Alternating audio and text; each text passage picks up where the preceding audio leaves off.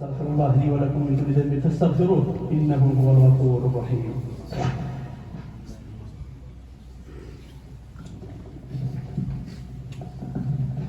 All praise be to Allah subhanahu wa ta'ala. We praise Him. I bear witness that there is no God worthy of worship but Allah subhanahu wa ta'ala. We send our prayers and blessings upon His Prophet and Messenger Muhammad sallallahu alaihi wasallam, the one who was sent as a sign for the hour. He warned us and advised us and left us on a clear path. We continue from assumption or conjecture, the second part. We have previously we mentioned assumption and its meaning in the first type, good assumptions. Today we talk about bad or evil assumptions. We already have mentioned that it's to lean towards the possibility of good and evil. When assuming evil, you believe in it over the good assumptions. To accuse without evidence. Some say it's the slandering of the heart. It secretly talks to itself about his brother, that which is not true. Also, it acts towards their brothers physically or talks in an evil assumption or bad doubts. To have evil assumptions toward Allah is greater in sin, with despair and despondency. Both are great. Whoever assumes that Allah does things without wisdom, they have assumptions that Allah is in perfection.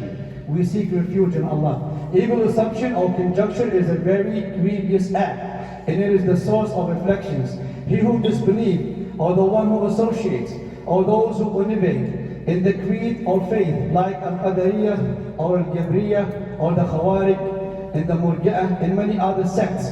The reason is evil conjecture and bad assumptions.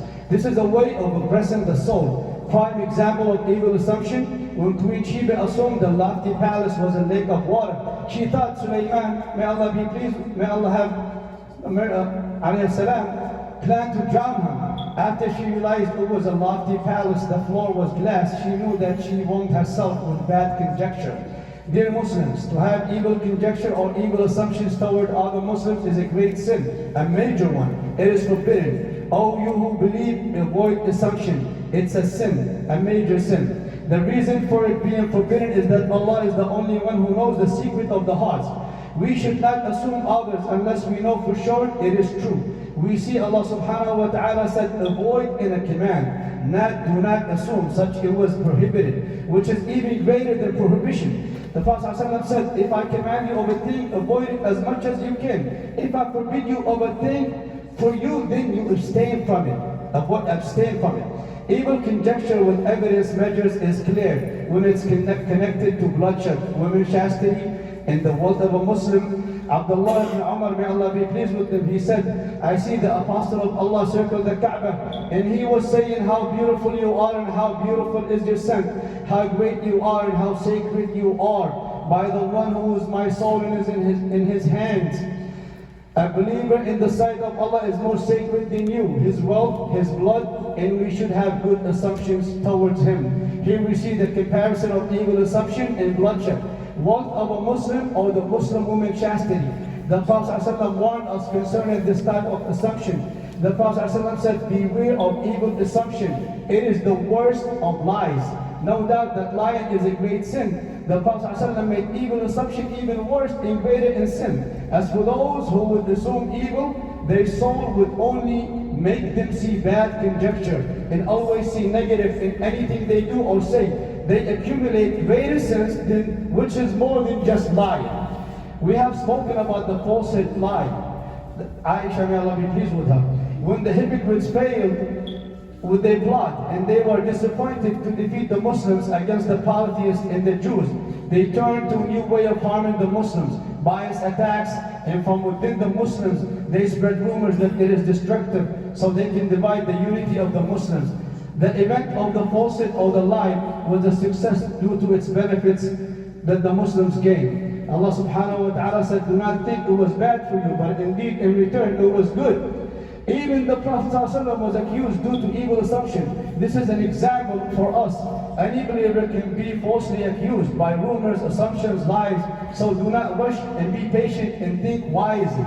Hypocrites are still living to this day. So is their traits or descriptions as the Quran mentioned them. That does not mean we ask for evil to afflict us, hoping that good might come out of it. But when we get afflicted, we must be optimistic. This kind of optimism is a shield against pessimistic. Allah will guide us not to give up to evil. We must not neglect hope in being optimistic. This way we underestimate the effect of evil. Then we fall in facing it. Then optimistic itself turn against us because we neglected in the first place. People knew the hypocrites from the event of the falsehood of the lie. Then when they invented the story, who always spread mischief in the community, these hypocrites, and manipulate its infrastructure. Then the Muslims learned how to face these kinds of rumors, and they knew that Allah subhanahu wa ta'ala will defend the believers and will exploit the traitors and treacherous and those who are ungrateful. Evil assumption is very dangerous matter.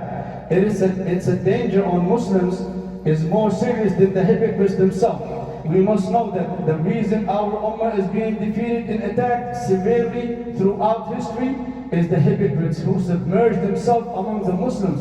Then they corrupt the Muslims' heritage from within. They work hard to spoil the faith. This way, if the ummah is fragile from the inside, the outside enemy will attack, and it will be easy for the ummah to fall apart. Assumption with confidence. The Quran have many examples, like to meet Allah subhanahu wa ta'ala, they know certainly they will meet Him. It is their reward. Also they had good assumptions toward Allah subhanahu wa ta'ala, unlike the hypocrites and those who do not do the actions or only do it for showing off. Receiving the accountability, the believer will meet their account for sure with their right hand, and for some hypocrites or those who only do it in this dunya for saying they have done it, they will receive it with their left hand, falling into punishment on the day of resurrection, for sure. Receiving destruction. Allah subhanahu wa ta'ala said, we have lifted the mountain above them, and they assume it would fall on them, and turn to Allah for safety. In the death moment, everybody will receive it. They know it is the departure. And another title is suspicious delusions. The way to know reality is planted knowledge. It is like faith that opens the heart to see the light. As for basic knowledge and following doubts or suspicions, will only manipulate between the facts and the heart to search for the truth. As for those or the humans who are away from the guidance of their Lord, they will see themselves submerged in suspicions and doubts, which only will lead them away from the truth or the straight path.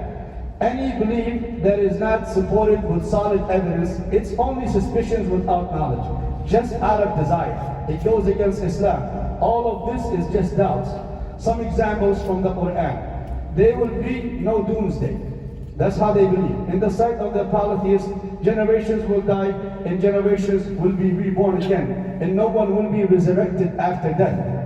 Everlasting life in its bounty. Some will indulge or live lavishly their whole life in this world, and will see and will lose the hereafter. This world that never settles for no one, no rest of the heart or peace of the mind, neither is there peace in it.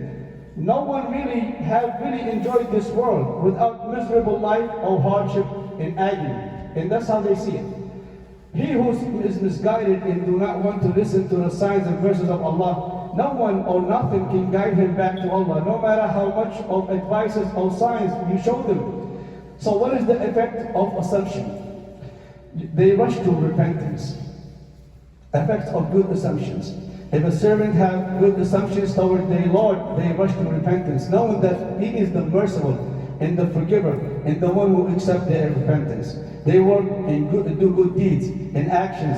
Ibrahim alayhi salam, he still prayed to Allah for his dad. He was good to his dad, and he had good assumptions toward his dad, even though his dad gave him hard time. And Al-Hasan al-Basri, he said, a believer have good assumptions toward his Lord, then he will do the good actions. While the wicked will have bad assumptions or conjectures toward their Lord, then they will be led to do evil actions. And so we continue with tranquility. The heart is always happy and feel peace with Allah, and He knows whatever Allah does and decrees with full submission. And finally, examples of Muslims after the day of Uhud, after what happened to them, they fell asleep and were secured and felt safety, even though they heard that the people will attack them from everywhere. They have tranquility and peace. And Hagar alayhi salam was safe and secure when Ibrahim left her with Ismail alayhi salam. And another example is being saved when afflicted with hardship. The few people of Talut, when they were being tested, who have good assumptions toward Allah, said a small number can defeat a larger number. Then the result, Allah subhanahu wa ta'ala gave them victory. And then the effect of evil assumption. You easily fall into sin. That is that must be received. A sin that must have or must receive punishment.